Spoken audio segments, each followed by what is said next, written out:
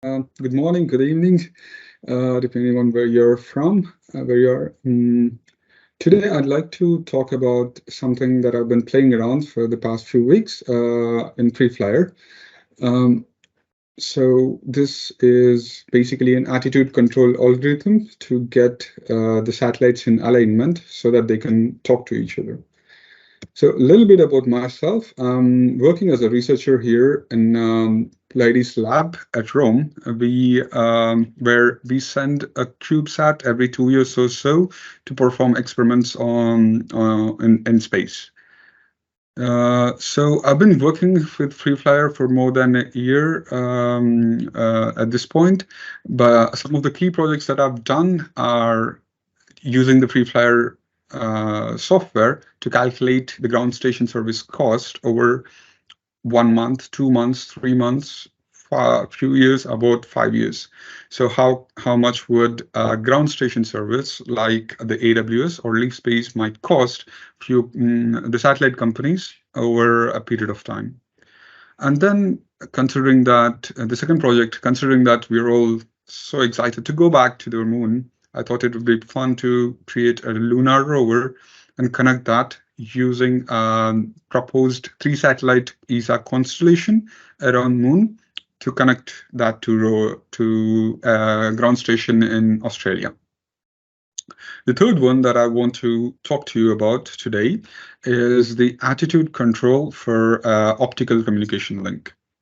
Okay, let's get right into it. Why is optical communication needed? Why is there a rise in interest in optical communication? So while going back to moon, the NASA actually is doing many projects and trying really hard to get the optical link as standardized as possible to make it feasible in parallel with the lunar missions. So this is the article that you see that was recently a record of the highest transfer speeds that we have been able to achieve. So it's significantly good, better than what we have because it offers 10 to 100 times high data rates. It is because it's basically a laser. It's very well focused.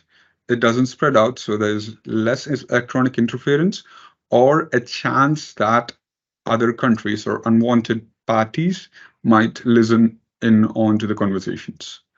So it's more secure and less prone to electronic interference. But there are challenges. One of them is atmosphere attenuation. So if there are clouds, or a bad weather, it's difficult for the laser to get through. And the second, we all remember playing around with lasers. They're very thin. So to connect 2 satellites with the lasers, we need the attitude control significantly accurate so that the other satellite the basically the 2 satellites are aligned within that laser. So accuracy requirements. Let's talk a bit about this. The 2 satellites, as you see here, these are photos from the simulation that I've made. So spacecraft ISS or TDRS, these are just placeholder spacecrafts. I thought it would be cool to look at ISS than, say, a CubeSat. That's all there is to it. The process of acquiring the signal. So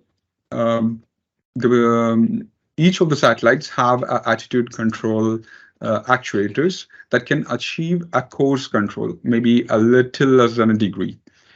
And once the coarse pointing is done, we need to execute a finer adjustment, which is less than 2,500 microradians, which is very thin. And this is done by using a highly collimated laser that could use a concept called waveform matching to track the controller satellite. Once the satellites are within that range of 2,500 microradians, then the alignment is further fine-tuned so that in the data trace transfer phase, they are aligned with 10 microradians. So even in this, moving from data acquisition phase to the data transfer phase, signal acquisition phase to data transfer phase, we're going 250 times more accurate. So this is something that is incredibly challenging with the optical communications.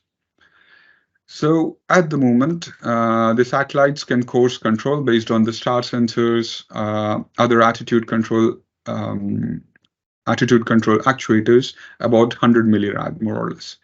But what we need is to get the satellite pointing within that laser thickness over huge distances within the 10 microradians. So the simulation that I want to do is to achieve this attitude alignment through one axis, which is for the first step, which is course control. Okay, we'll get to the simulation just in a moment, but before that, I want to explain why I choose Python and FreeFlyer interface for this mission. First, in the lab that I work, we build telemetry software at the lab itself. So everything is done in Python, and we have libraries to build software that could read, that could decode information and display on the software. So because of that reason, I thought it's good to have a FreeFlyer interface that we could interface with that software if need be. So we could leverage the FreeFlyer engine directly from our software using a Python library called Runtime API. So once we have built the baseline, we could actually simulate few command situations. So if I send the attitude command, I could ask FreeFlyer for information on how much time that attitude control maneuver might take. Things like that could be an added feature if I use Python directly from my software. One other feature that we've been trying to implement in our software is near real-time visualization with the telemetry that we receive from the satellite that we send. So this is also like pretty straightforward from the FreeFlyer interface to be executed. So that is an added advantage to work with Python and FreeFlyer interface. So in real case, in real life, the way that we could do this is to get the telemetry from the satellite, which gives us the current attitude, then send that attitude to the FreeFlyer algorithm, which would execute the control algorithm and achieve the desired attitude, which is mentioned in the FreeFlyer. After the end of the simulation in FreeFlyer, it sends back the attitude parameters for Python so that it could communicate back to the satellite. So what I'm going to implement is a single axis control scheme, and the attitude requirement is less than a milliradian. But the current simulation, at the moment, we don't have any satellite in space. So I took the current attitude directly from FreeFlyer. So I defined a satellite with a certain attitude, and I get that attitude back to Python. At which point it will decide whether to implement this loop or not.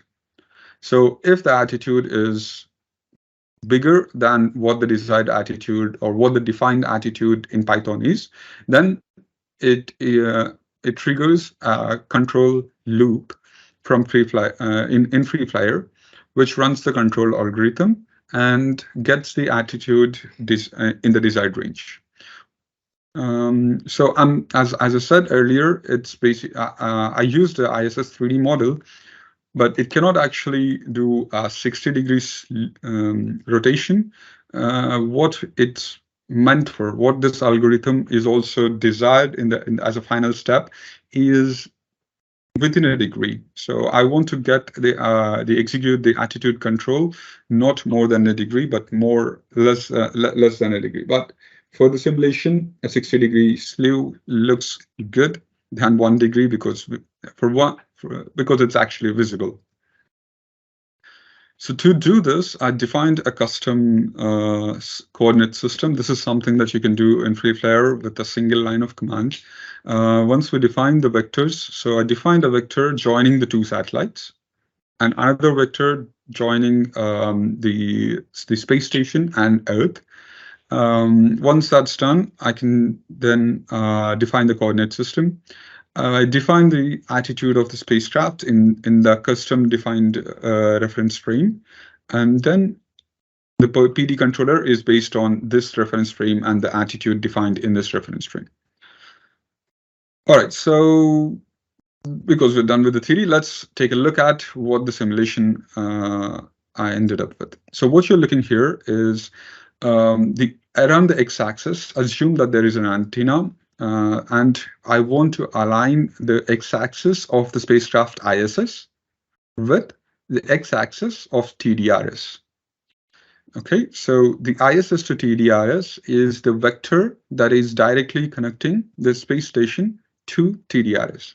So if the x-axis is finally at the end of the control loop, perfectly aligned, or at least closely aligned with ISS to TDRS, that's the final goal. So that's what we're looking for.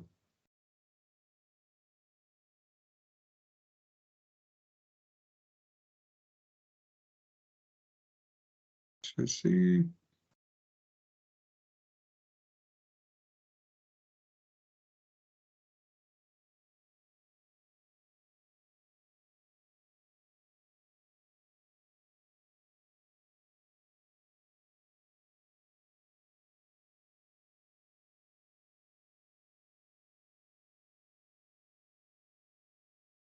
All right.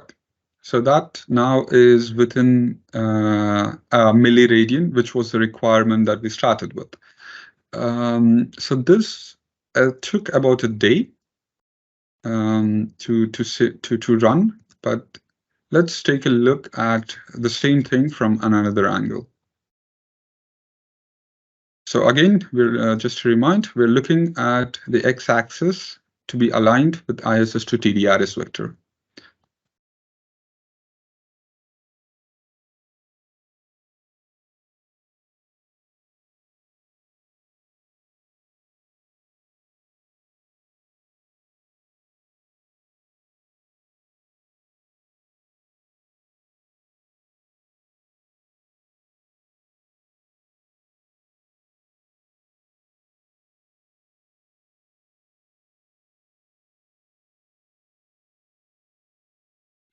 All right, so that took about 1 day, as I said, but by changing the control parameters and keeping, after a bit of trial and error with the ratio of KP over KD of 100, which is basically there are two parameters in control that I used for the proportional and derivative. If the ratio was maintained 100, then I could get the same 60-degree slew within 3 hours.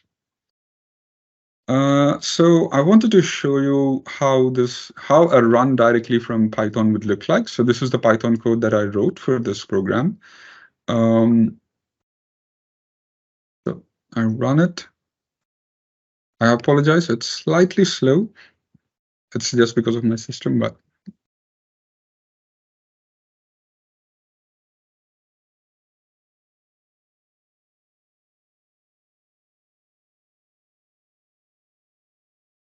all right.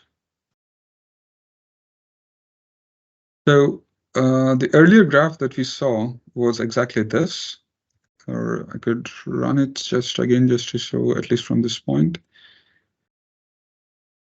So we started with these are the three angles that are made with the three axes. And as you see with the control algorithm, the three axes, the three angles are over the course of 1 day being reduced or brought back completely to zero. So these are the final results of the three angles, which I named alpha, beta, gamma. And then after capturing these videos, I was able to do this even at a faster rate, which was about 3 hours. All right. So future developments. I had a few ideas on to how to improve this project. Or how to build on this project. So I executed the course tuning. I want to try and run a fine tuning of the attitude, which is more accurate, by optimizing for the transmitted power. So FreeFlyer can do RF link analysis, where it measures the received power as well. So I want to see if it is I can push the algorithm enough so that I can get the fine tuning that I need. Second, I want to implement a 2-axis control. So now I only executed 1-axis control, which was x-axis of one satellite pointing to the x-axis of another satellite. But what if there's a requirement or that the camera has to be pointed in a certain way? So, for example, there's a camera on y-axis that I want to take pictures of Earth and simultaneously communicate with the other satellite. So I would like to have that constraint, and that's something that could be a interesting thing to simulate in FreeFlyer. And repeat the study with using real actuators that are available in the market. This could lead to a slower response or a faster response. I didn't actually try this one out, but I would like to see how that would that change the response response time that we have. And if you have any interesting ideas, do drop me a message on LinkedIn, where I have the LinkedIn profile attached here. So in conclusion, I wanted to, by doing this project, I wanted to simulate a communication, understand how Python and FreeFlyer would talk to each other, and how that could be leveraged to build missions in Python.